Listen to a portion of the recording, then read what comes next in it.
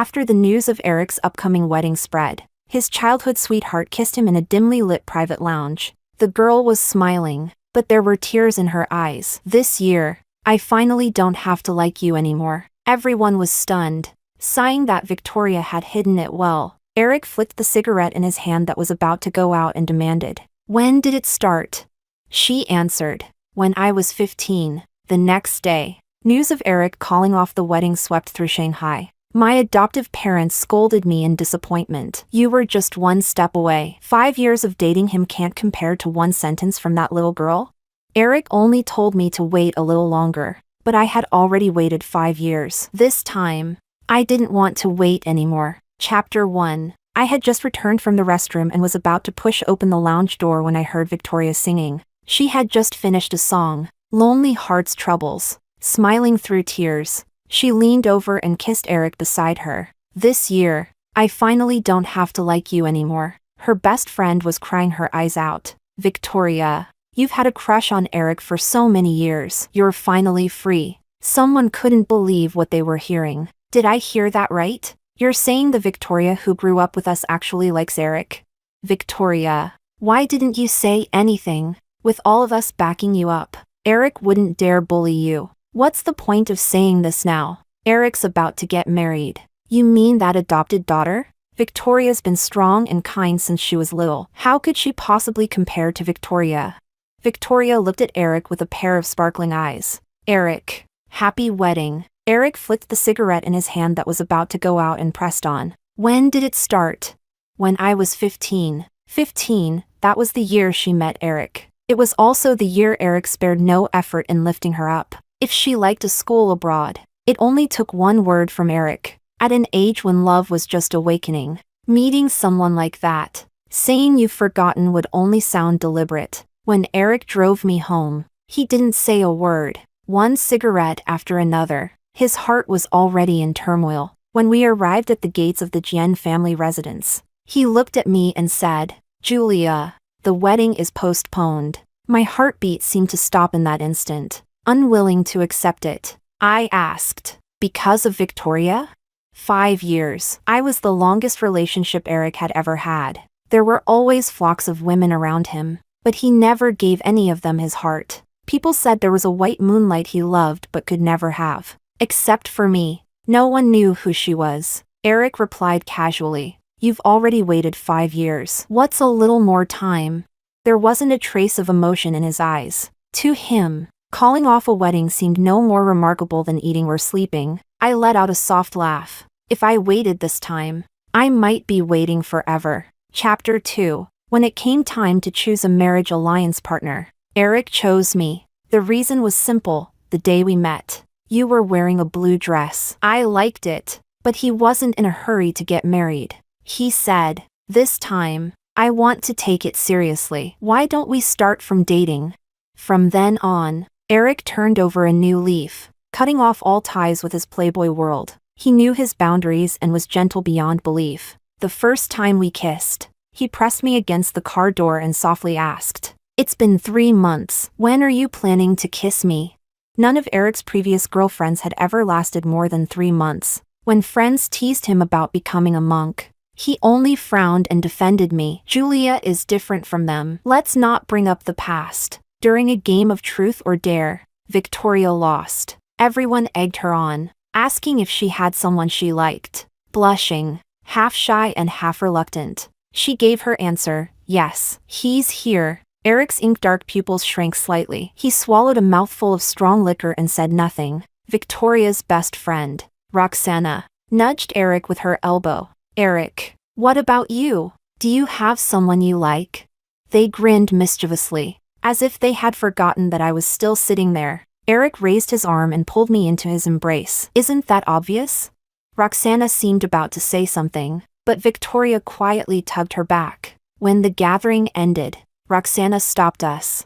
"Eric, why don't you take Victoria home tonight, like you used to?" Victoria shook her head. "Roxana, Eric already has a girlfriend. Don't make things difficult for him." Eric paused, the hand playing with his lighter freezing mid-motion. Smiling, he said, "Victoria probably wouldn't want me to take her home. After all, She already has someone she likes. Everyone thought he was joking. Only I knew he was sulking, sitting in the passenger seat beside him. I clutched my seatbelt tightly and asked, "Do you like Victoria?" He slammed on the brakes. My heart nearly leapt out of my chest. At the intersection, he had almost run a red light. Eric was frank. "I've liked her for 8 years. You're the first one to notice. But you heard her too. There's someone in her heart. It's not me." I pretended to look out at the scenery, secretly wiping away my tears. Eric pinched my chin and turned my face toward him. "Don't cry, Julia. I still have one more thing to say. From this year on, my heart belongs entirely to you." The vow feels as if it were only yesterday. Perhaps his heart never fully belonged to me, but it certainly once belonged to Victoria. Chapter 3. The second year of our relationship. On Victoria's birthday, Eric didn't go. He only had his assistant deliver the gift. Victoria posted the gift on social media. It was a ring made from a rib bone. Holding my phone, I didn't know whether to feel angry or disappointed.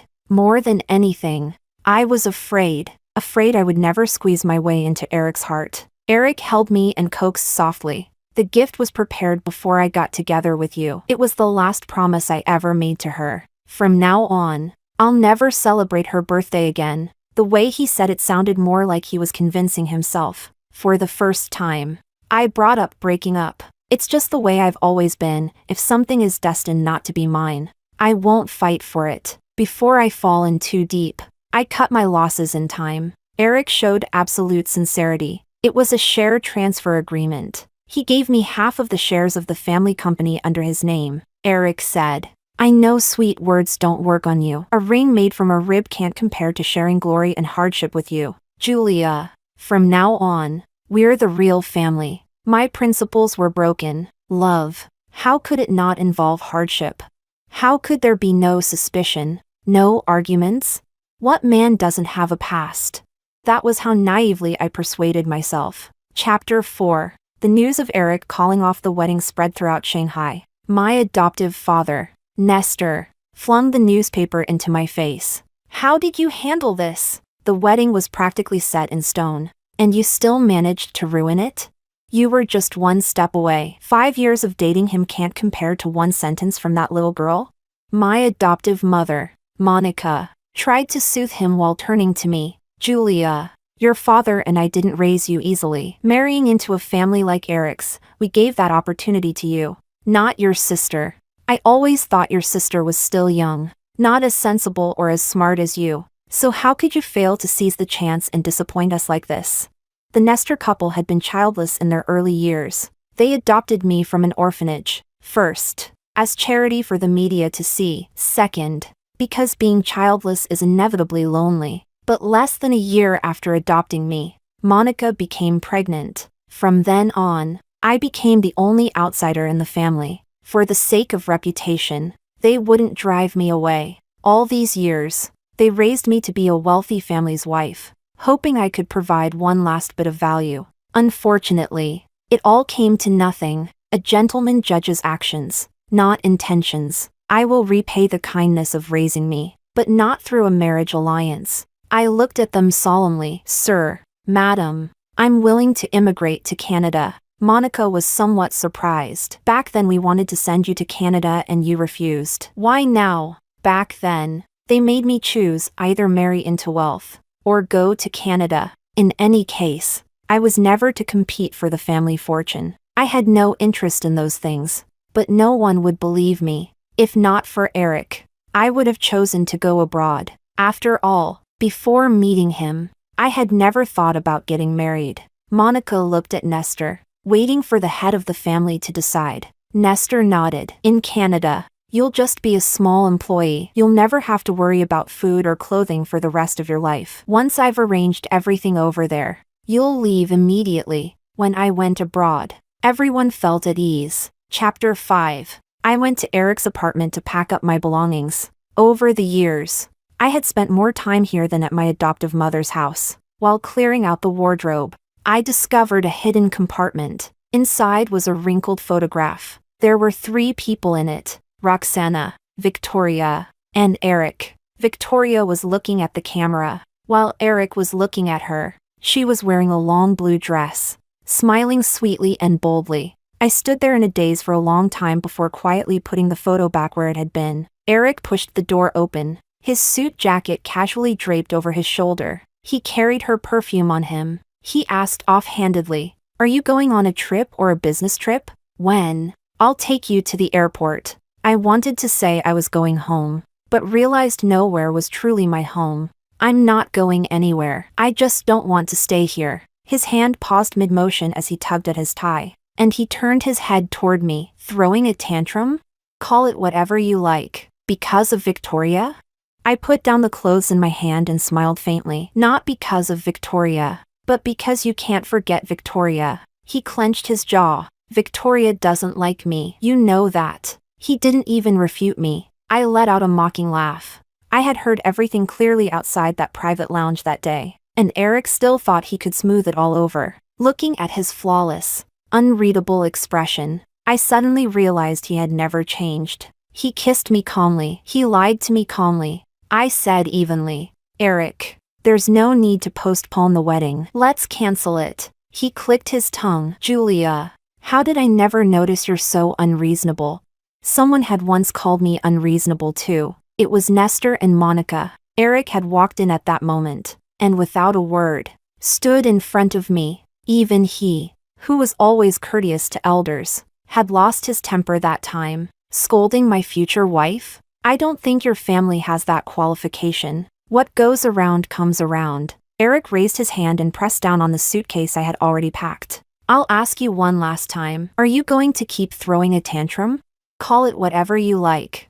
He suppressed his anger. "Fine. If you walk out, don't come back. Plenty of people are lining up to be my wife. Don't be so ungrateful." I imitated Victoria and said to him, "Then I wish you, young master, a happy wedding." Chapter 6. I booked a hotel, planning to make do there for a while, when a friend invited me to her birthday party. I declined, because I didn't want to run into Eric. She called me, "Julia, you're not even coming to your best friend's birthday? That's harsh." I smiled. "I sent the gift to your place. I've been busy lately. I might not make it." "I understand." I didn't invite Eric. "I really hope you'll come cut the cake with me." At that point, I couldn't refuse. I dressed casually and went out. Lily really was waiting for me to cut the cake. Eric really wasn't there, because sitting in the very center of the private room was Victoria. Lily leaned close to my ear and explained, "Eric asked me to take care of her. I don't dare disobey him." "Julia, you understand, right?"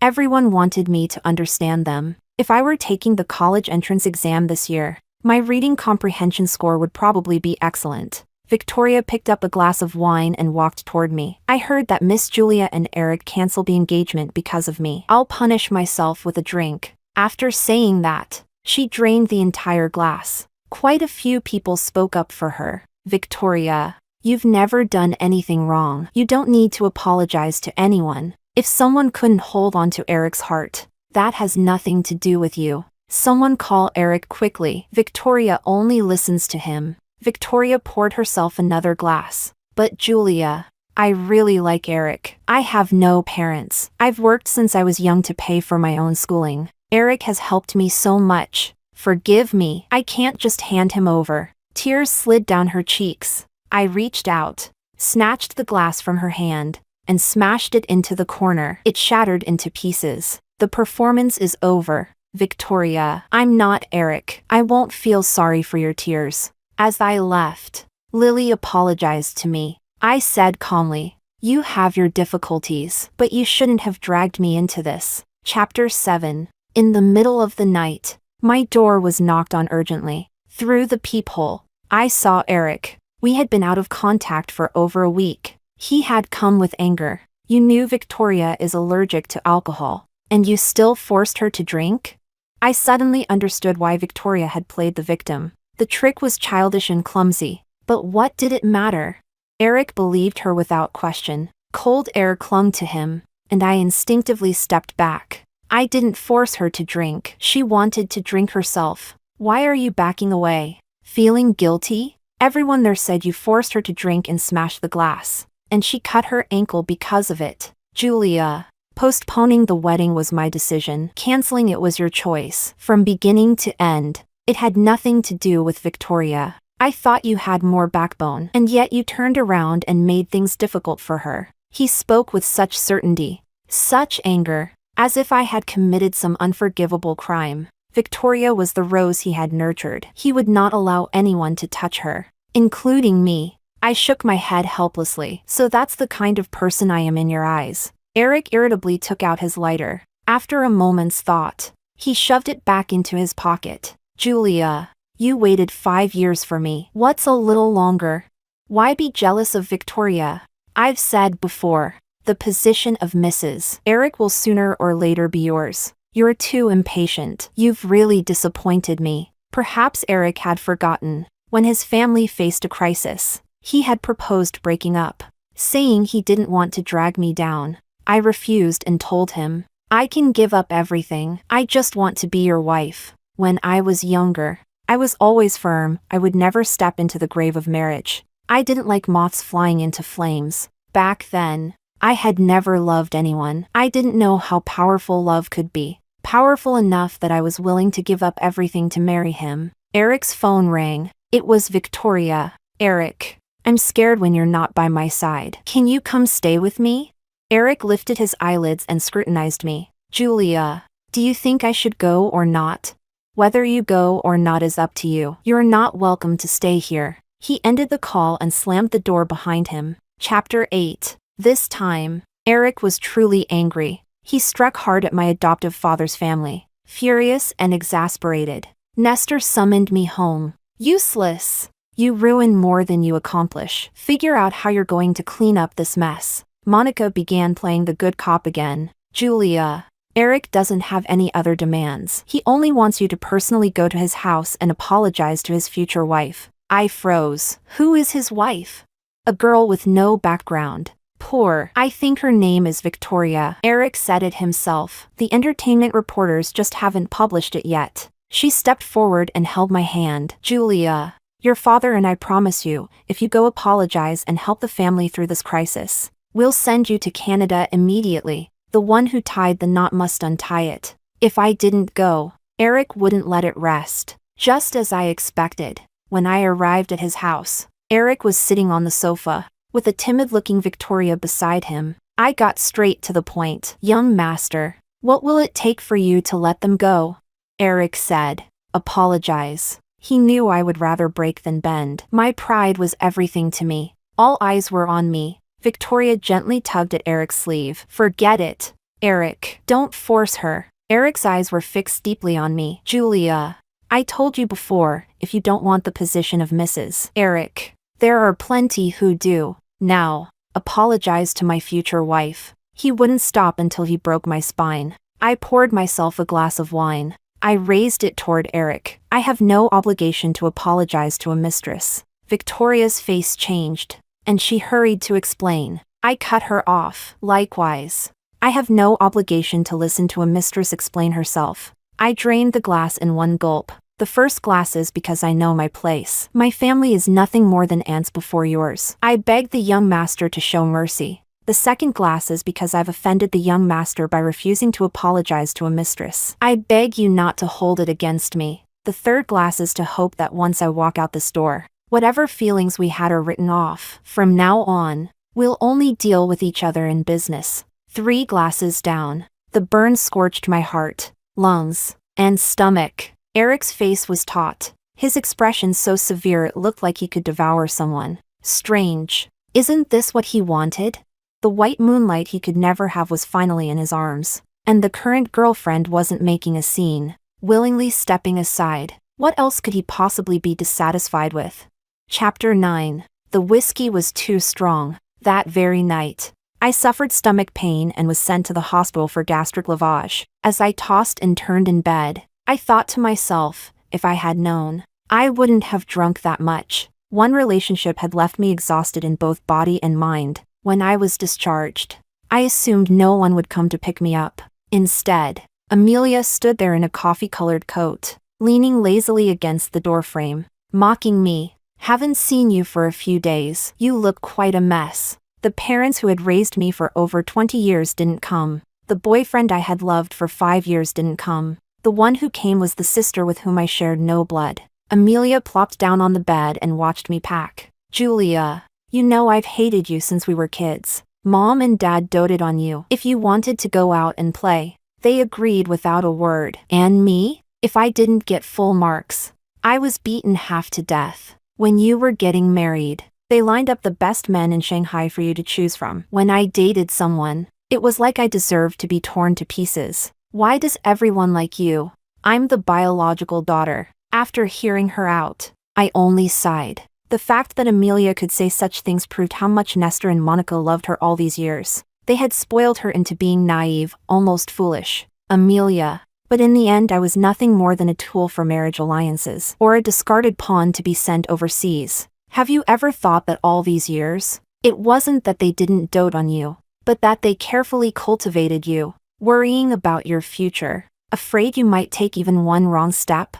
When parents love their child, they plan for the long term. Amelia's expression froze. There was a knock on the door. Victoria stood at the entrance. She had grown even more refined, dressed head to toe in luxury brands. Julia, I'm here to deliver something to you. She handed me a red wedding invitation, her face brimming with pride. Eric said you wouldn't believe we're getting married, so he asked me to personally bring the invitation to celebrate your discharge from the hospital. Amelia let out a cold laugh and lit a cigarette, waving it in front of Victoria. So you're the mistress who inserted herself into someone else's relationship? Julia lost to a lowlife like you? Unbelievable. Victoria's face turned pale, then flushed with anger as she glared at Amelia. The one who isn't loved is the mistress. Don't you know that?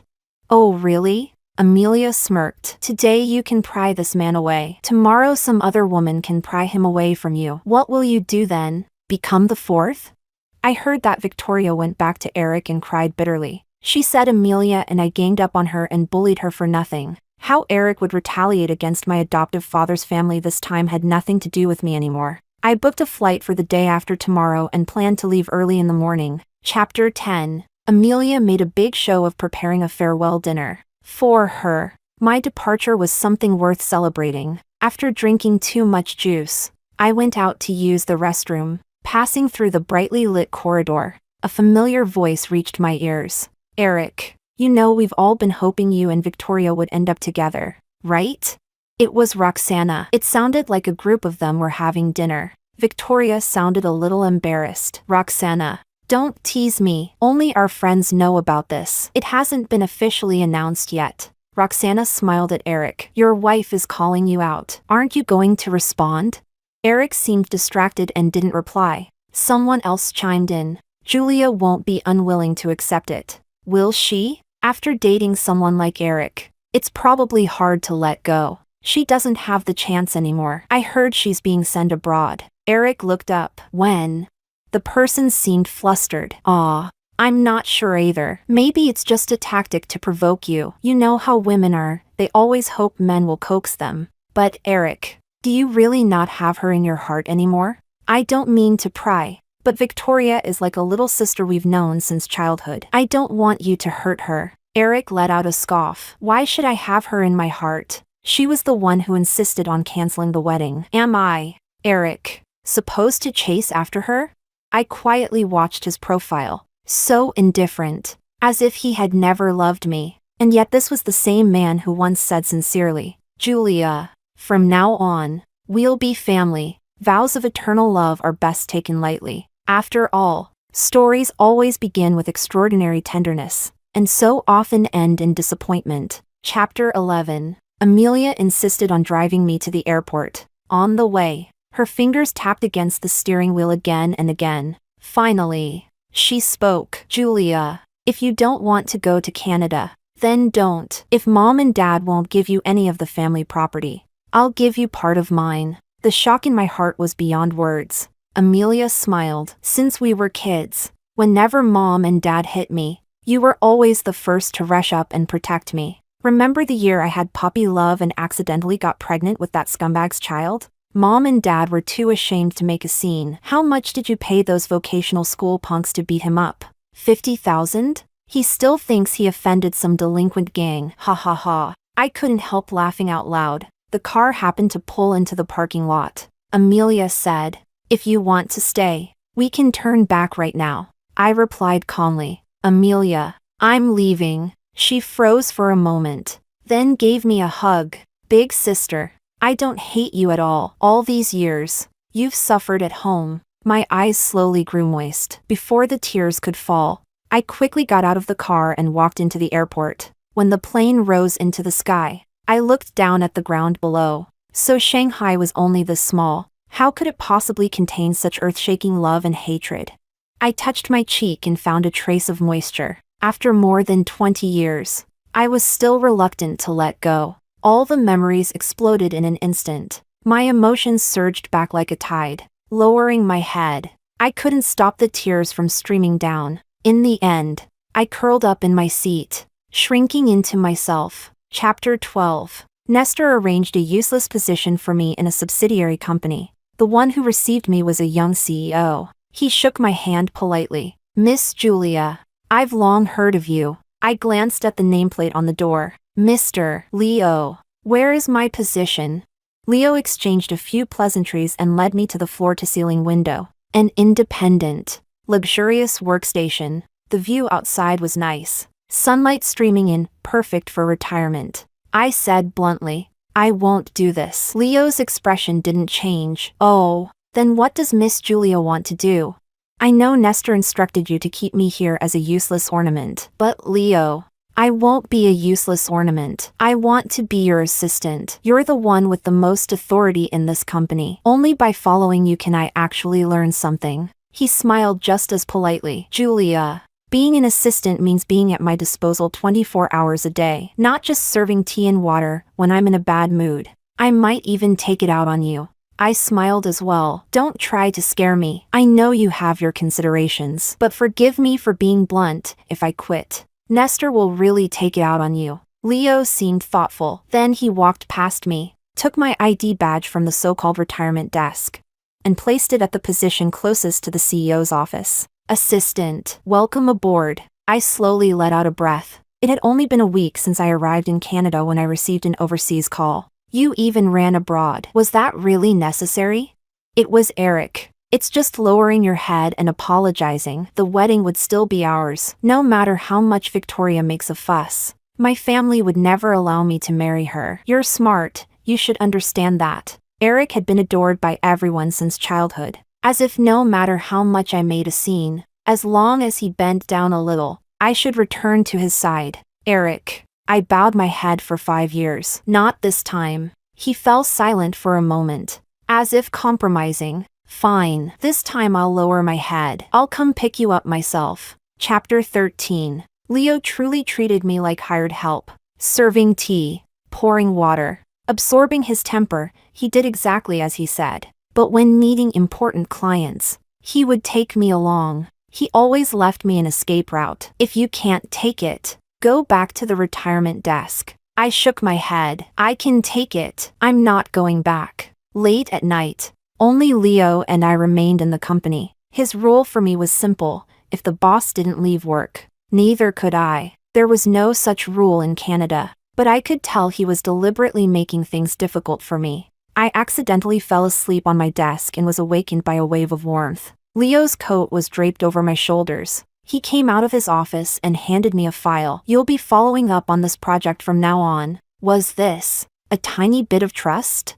I nodded quickly. "You can rest assured." He jingled the car keys in his hand. "From now on, you don't need to work overtime. I'll drive you home." At 2 in the morning, Leo drove me back to my apartment. I dragged my exhausted body to my door. But something was wrong. The lock had been pried open. The lights inside were blazing. Eric sat conspicuously in the center of the living room. I didn't know whether he had come to make peace or to drag me back. Eric stubbed out his cigarette and asked irritably, "Who was that man just now?" "Your new lover?"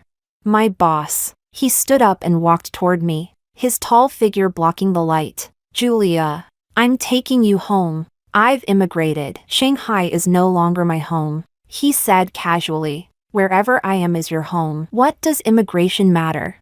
When would Eric understand that he was no longer the center of my world, and I no longer revolved around him? Seeing that I didn't respond, he continued, "As long as you come back, we'll get married immediately. All the major media outlets will compete to report it. In Shanghai, no one will have more prestige than you." I finally snapped. "You don't seriously think I've just been throwing a tantrum and joking with you, but still loving you deep down, do you?" His expression showed confusion. "Isn't that the case?" To him, my departure was almost laughable, like raising a cat. No matter how much it scratches or how wild it acts outside, the owner always believes it will come home. Eric now seemed to be holding the scruff of my neck, asking when I would be done playing around. I said, "Eric, I don't love you anymore, you see." He looked as if he had just heard the funniest joke in the world. 5 years together and you say you don't love me anymore? Julia, you're almost 30, don't be childish. Fine, I'll go back with you, unless you're willing to send Victoria away. Eric's smile froze on his face. I tilted my head slightly. "You see, in our 5 years together, didn't you fall in love with someone else too?" Chapter 14. Eric didn't rush back to China. He rented the apartment next to mine. Sometimes when I stepped onto the balcony for some air, I would see him leaning against the railing, smoking. His gaze was fixed on the distance, as if he were seriously pondering some difficult problem. I remembered Eric once telling me that he was rarely confused, because most problems could be solved with money. And over the years, the only thing that had truly trapped him was probably his unrequited love for Victoria. Not long after he arrived, I received a call from Victoria. She was hysterical on the other end. "Julia, you're shameless, running abroad and putting on an act just to lure Eric over?" I waited 8 years. He finally agreed to marry me. "Who do you think you are? What gives you the right to make him abandon me for you? You're really something, I can't compete with you." Her voice gradually trembled. She seemed to be crying. I turned to look at Eric on the neighboring balcony. "You heard that, didn't you?" I had put the call on speaker. Victoria's voice carried quite well. He made up his mind. "I'll send Victoria away. From now on, she won't set foot in Shanghai again." On the other end, Victoria's crying stopped abruptly. I hung up as well. Eric's tone was unusually anxious. "Julia, I never fell in love with her. I can do what I promised you. Come back to me." I let out a faint, contemptuous "oh." Too late. Chapter 15. I completed the project Leo assigned to me exceptionally well. He rarely made things difficult for me anymore. Today I got off work early, but I didn't want to go home. I found a nearby bar to pass the time. Rock music, strong drinks, a stage. No one knew me here. For a moment, my body and mind relaxed. Soon enough, a handsome foreigner approached me, in clumsy Chinese. He asked, "Are you free tonight?" I smiled without answering. He continued, "My place is nearby." Before he could finish, Leo suddenly appeared and sent him away. His face was unusually cold. "Do you have too little work? You'd even consider a man like that?" I shook my head innocently. "I don't want someone like him. He looks decent, but not as good as you." He scoffed. "Had a few drinks and now you dare to flirt with your boss?"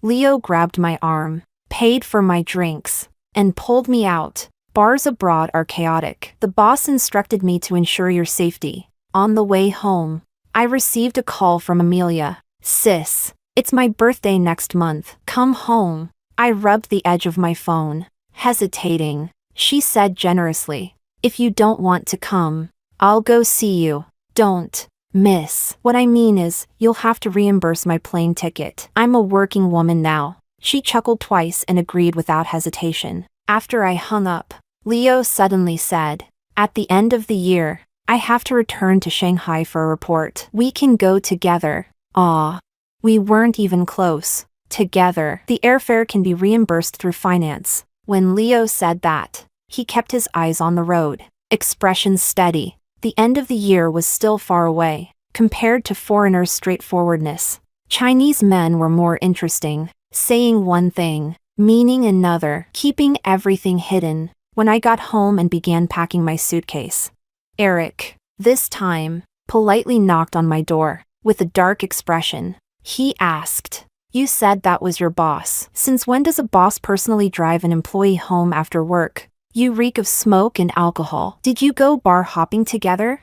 I shrugged helplessly. Yes, that's my boyfriend. Satisfied? My affairs have nothing to do with you. Don't meddle anymore. Eric looked shocked, disbelieving, and beneath it all, there was sorrow in his eyes. Perhaps only now did he realize that I truly would not stand still and wait for him anymore. Chapter 16. Sometimes, you really have to be careful with what you say. Somewhere along the way, Leo and I truly developed feelings for each other. He was the one who took the initiative to ask to be with me, and I agreed. To love for one day is still to love for one day, whether there is a future or not. I no longer mind. People, in the end, all change, but I cannot lose the right to enjoy love. Whenever Eric mentioned Leo, he was both angry and disdainful. In looks and wealth, he can't compare to me. If Julia doesn't even want me, sooner or later she won't want him either. But he was wrong, and I was wrong too.